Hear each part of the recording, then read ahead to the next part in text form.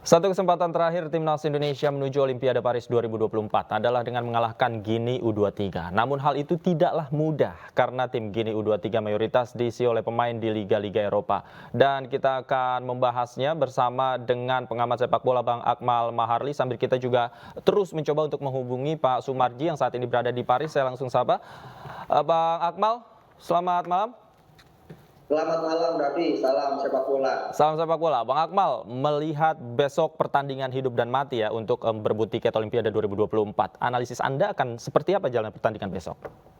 Ya, ini laga yang berat ya buat tim nasional Indonesia menghadapi Gini yang punya motivasi besar lolos untuk pertama kalinya ke Olimpiade. Kalau melihat materi pemain mereka ini bisa dibilang level kita satu tingkat di bawah mereka ya. Mereka mayoritas pemainnya main di kompetisi-kompetisi Eropa, bahkan hanya 4 pemain yang tampil di liga domestik. Mereka juga kemudian mengangkat Kabar Diawara, mantan pemain PSG, Marseille dan juga Arsenal untuk mewujudkan misi mereka lolos ke Olimpiade Paris 2024. Kalau tadi disebutkan banyak pemain mereka yang berpengalaman main di Eropa seperti Leif Moriba misalnya yang pernah bermain bersama Lionel Messi di Barcelona, kemudian pernah membela Leipzig, sekarang juga membela Getafe, ada juga Momo Kise, ada juga Agabo Kamara yang main di Yunani. Mereka pemain-pemain yang pengalaman. Kalau bicara fisik, pasti fisik mereka udah sangat luar biasa. Apalagi mereka adalah tim dari benua hitam yang dikenal punya kekuatan fisik yang sangat bagus sekali. Nah, ini yang ada justru problem di tim nasional kita ya. Kita secara mental dan fisik kelelahan karena baru saja tampil di Piala Asia U23. Kemudian kita 2 kali kalah dari Uzbekistan dan juga di perebutan tempat ketiga kita kalah 1-2 dari Irak. Ini yang mungkin menjadi problem utama kita, ditambah lagi misalnya sampai detik ini yang diharapkan ikut bergabung seperti Alkan Bagot dan juga Justin Hubner belum juga ikut berlatih bersama. Problem ini yang kemudian menjadi salah satu yang kelemahan dari Indonesia, utamanya di lini belakang ya. Apalagi kita tidak akan diperkuat oleh Rizky Ridho yang terkena hukuman kartu merah. Nah, ini problem ini yang harus diantisipasi oleh Sintayong. Ditambah lagi misalnya rekor Sintayong melawan tim Afrika juga jelek, baik itu waktu melawan bersama timnas Korea Selatan maupun bersama Indonesia. Dari total 6 pertemuan dengan tim Afrika, Sintayong hanya mampu sekali menang melawan Burundi dengan skor 3-1 ya waktu menangani Indonesia. Kemudian sisanya ketika menangani Korea Selatan, Sintayong kalah melawan Maroko 3-1, kemudian kalah 2-0 melawan Senegal. Bersama Indonesia tadi menang 3-1 lawan Burundi, kemudian 2-2 melawan Burundi. Terakhir lawan Libya kita kalah 4-0 dan 2-1. Artinya rekor ini ikut juga setidaknya menghantui perjalanan tim nasional kita. Tapi dalam sepak bola kan tidak ada yang tidak mungkin. Selama kemudian para pemain bisa menunjukkan performa terbaik, sejatinya tampil di playoff ini sudah merupakan prestasi besar buat tim nasional kita. Bisa memberikan tiket ke Olimpiade.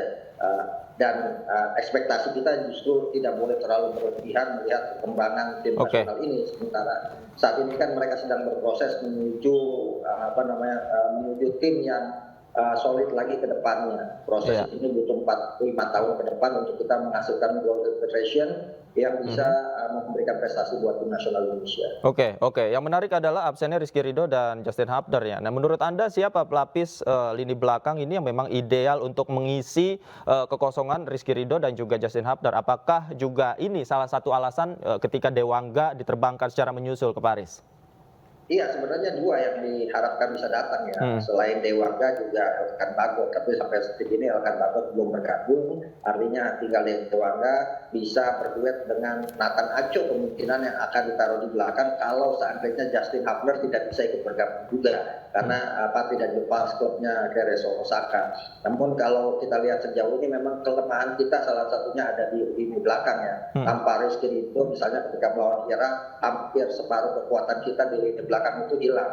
Peran Rizky Ridho sangat besar sekali karena itu mungkin kehadiran Dewangga belum bisa menutup kekuatan penuh kalau seandainya Rizky Ridho bermain. Jadi kalau di belakang ada Komang Teguh, kemudian Dewangga dan juga Ferrari, ditambah mungkin saja Sintayong akan menempatkan Nathan Aco di lini belakang, melihat penampilannya cukup bagus ketika kita kalah 1-2 dari Irak. Kalau kita lihat juga Elkan Bagot ini sampai saat ini belum dilepas oleh klubnya. Apakah ini juga menjadi salah satu kendala? Dan menurut Anda bagaimana saat ini PSSI khususnya mengkoordinasikan hal-hal seperti ini dengan klub mereka? Ya, ini yang menarik ya di sepak bola khususnya di kawasan Asia ya. Betapa sulitnya kita berkomunikasi dengan klub-klub untuk bisa melepas pemainnya di sebuah event yang sebenarnya sudah terjadwal. Ini agak berbeda dengan Gini misalnya. Gini itu gampang sekali menarik pemain-pemainnya yang main di Eropa kan untuk kemudian tampil di playoff ini walaupun jadwal kompetisi di Eropa masih juga berjalan. Nah, ini yang menjadi problem Indonesia ke depan. Artinya, ke depan juga kan banyak agenda-agenda juga yang akan dilewati oleh tim nasional Indonesia. Karena itu kita berharap manajemen Badan Tim Nasional Indonesia misalnya beserta PSSI bisa jauh-jauh hari kemudian melobi klub-klub pemain yang ada di luar negeri untuk bisa melepas pemainnya agar bisa tampil membela tim nasional Indonesia dalam event-event yang akan diikuti. Misalnya di akhir tahun nanti ada Piala AFF. Bagaimana lobbynya dilakukan sekarang sehingga kita bisa mempersiapkan tim dengan baik dan menurunkan tim terbaik. Nah, kan agak repot di beberapa event Piala Asia kemarin misalnya Justin Hubner datang agak terlambat, Nathan Aco juga datang agak terlambat karena harus komunikasi dengan klub yang tidak begitu berjalan lancar. Nah, problem-problem ini ke depan harus diatasi kalau ingin sepak bola kita bisa berprestasi dan menurunkan tim terbaik di event yang kita ikuti. Oke, artinya kalau seperti ini Coach Sintayong kan dituntut kreativitasnya untuk meramu bagaimana formasi di lapangan nanti. Menurut Anda formasi yang paling ideal akan seperti apa nanti line up-nya? Iya, kalau kita melihat lawannya Ghana, kemungkinan Sintayong akan memainkan bola dengan 3 back ya, atau kemudian memainkan ultra defensif atau compact defense seperti yang dia peragakan ketika kita melawan Australia, ketika kita melawan Yordania, ketika kita juga melawan Korea Selatan. Artinya 3 back di belakang, tapi kalau kemudian dalam kondisi tertekan, maka akan ada 5 back di belakang. Jadi 5-4-1 ini mungkin akan menjadi pola yang ideal buat Sintayong untuk meredam agresivitas permainan dari Gini nantinya di hari Kamis nanti. Oke, baik. Nanti kita akan bahas lagi pemirsa, jangan kemana-mana. Saya masih akan berdiskusi bersama Bang Akmal usai jeda berikut, tetaplah di Anyus Sore. Kembali di Anyus Sore, pemirsa, saya masih bersama dengan Bang Akmal. Bang Akmal, kalau kita lihat dari statistik begitu ya, peak performance timnas Indonesia saat lawan Korsel bagus, kemudian saat lawan Jordania bagus. Nah, kemudian menurun saat lawan Uzbekistan dan Irak. Menurut Anda apa faktornya sebenarnya, Bang Akmal? Ya, yang pertama adalah faktor kelelahan fisik ya. Kelelahan fisik ini akan sangat berpengaruh sekali kepada teknik bermain tim, termasuk dalam hal komunikasi di lapangan. Yang kedua adalah kaitannya dengan mental. Kita agak bermasalah sedikit dengan mental. Kita ini kan tim yang sedang berproses, bukan tim seperti misalnya Jerman, Italia, Brazil dan sebagainya yang sudah punya akar kuat di sepak bola. Kita lagi membangun sepak bola kita, mental menjadi salah satu faktor yang kadang sangat krusial. Apalagi ini usia muda ya, di mana para pemain masih labil dan juga masih kadang melakukan hal-hal yang tidak perlu di lapangan. Seperti halnya kasus ya kartu merah Ramadan Sananta, misalnya kartu merah Rizky Ridho, waktu kita main di Piala Asia ini menggambarkan bahwa kita juga belum pengalaman dan belum begitu banyak memahami soal kebijakan VAR. Nah, hal-hal semacam ini yang menjadi problem sepak bola kita. Tapi sejatinya seperti halnya lulusan Opus, ya, orang dari Prancis, kita itu di Piala Asia disebut sebagai tim pengacau yang mengubah prediksi banyak orang yang tidak disangka-sangka kita bisa lolos ke semifinal. Artinya ketika kita sudah lolos ke semifinal Piala Asia U23 ini sudah merupakan prestasi luar biasa karena memang kita tidak diperhitungkan. Kalau kemudian misalnya kita akhirnya kalah dari Uzbekistan, kita kalah dari Irak, itu kan sebuah proses yang harus dijalani oleh tim nasional kita, bahwa kita memang masih harus terus berbenah untuk meningkatkan kualitas tim kita. Termasuk halnya misalnya melawan Gini ini, kalau saya tidak berekspektasi terlalu tinggi, jadikan kemudian laga lawan Gini ini sebagai momentum untuk memperbaiki sisi lemah dari tim nasional kita. Kalau kemudian ada tiket Olimpiade yang diperbutkan, ini saya anggap ini sebagai sebuah bonus, sehingga kemudian para pemain bisa tampil lepas. Yang agak berat di tim kita kan sebelumnya kita tidak diprediksi bisa sampai semifinal atau perebutan tempat ketiga Piala Asia U23, sehingga kemudian para pemain waktu melawan Australia, waktu melawan Yordania, waktu melawan Korea Selatan, mereka tampil sangat lepas sekali, tanpa beban, nothing tulus lah istilahnya. Tapi kemudian ketika ekspektasi kita meninggi, semifinal melawan Uzbekistan, langsung ada beban yang sepertinya berat dipikul oleh para pemain, sehingga mereka tidak bisa tampil lepas, tampil maksimal seperti halnya ketika melawan Australia, melawan Yordania, termasuk melawan Qatar di laga pembuka grup A ketika itu. Nah, inilah yang kemudian semangat ini yang harus kita bawa. Kita jangan memberikan ekspektasi terlalu tinggi kepada tim ini, karena sejatinya tim ini masih terus berproses dan masih banyak hal yang harus dibenahi. Ditambah misalnya ya, problem kita salah satunya adalah kita tidak bisa tampil dengan kekuatan utuh, gitu, dengan kekuatan terbaik, sehingga ini yang menjadi problem. Beda misalnya dengan Gini, gitu. Gini itu tidak bisa diperkuat oleh Fadiga, salah satu striker mereka yang main di Paris FC Liga 2 Liga 2 Prancis. Tapi mereka masih punya tadi seperti Momo Kise, masih punya Alain Moriba, masih punya Ibrahim Keita. Mereka punya pelapis yang cukup banyak. Sementara tim kita ini antara tim utama dengan tim cadangan jaraknya masih sangat jauh sekali. Sehingga kemudian kalau ada salah satu pemain utama yang tidak bisa main, entah karena akumulasi kartu atau karena cedera, maka kita akan sangat kesulitan. Termasuk kita ini kan kesulitan ketika Rizky Ridho tidak bisa tampil, ditambah lagi misalnya Justin Hapsi tidak bergabung, maka menjadi PR besar buat pelatih Sintayong untuk mencari pemain pengganti yang levelnya sepadan. Nah, problem-problem inilah yang kemudian mungkin ke depan akan dibenahi oleh PSSI tentunya, agar tim ini bisa stabil, baik itu tim utama maupun tim cadangan. Oke, menurut Anda apa yang harus dilakukan agar mental pemain ini ketika menghadapi Gini juga kembali seperti semula, terlepas dari kelelahan fisik yang tadi juga sempat dialami oleh pemain kita?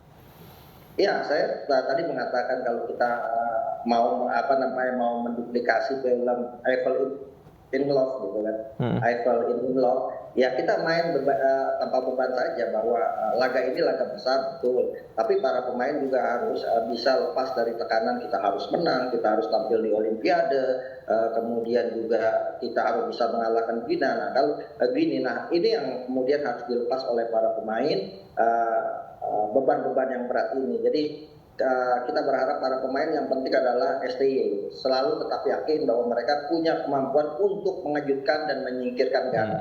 Mereka harus bermain dengan gembira, dengan lepas, sehingga kemampuan terbaik mereka semua keluar di lapangan nantinya.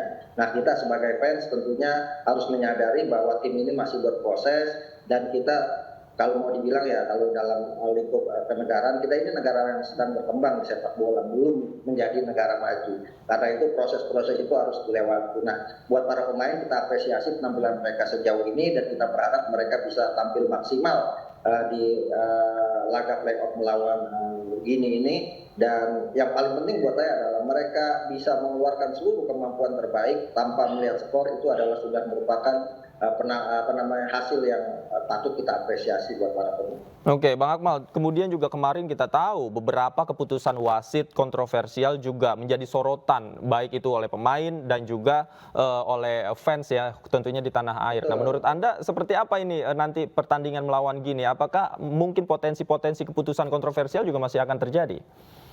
Iya, kabarnya kan katanya wasit VAR-nya lagi kembali Sipikon Pudong yang berasal dari Thailand. Kabarnya seperti itu. Menurut saya adalah para pemain tidak perlu kemudian trauma terhadap VAR, jadi mereka bisa main maksimal di lapangan tanpa kemudian ada rasa was-was, rasa takut ketika kemudian diserang oleh para pemain dari Gini, sehingga mereka bisa menghalau bola dan sebagainya tanpa harus ketakutan nanti kena VAR. Karena memang kita belum terbiasa oleh VAR. Ini kan problem sepak bola kita. Kalau negara-negara lain kan sudah menggunakan VAR di kompetisi sepak bola domestiknya. Sementara kita baru rencana, bahkan baru akan disimulasikan pada Super Series Liga 1 Indonesia pada pertengahan Mei nanti. Jadi kita masih perlu banyak belajar soal VAR, termasuk kita sebagai fans sepak bola gitu kan. Kita kan selalu menyalahkan, wah kita dicurangi oleh VAR. Tapi ternyata keputusan-keputusan VAR itu adalah keputusan yang tepat.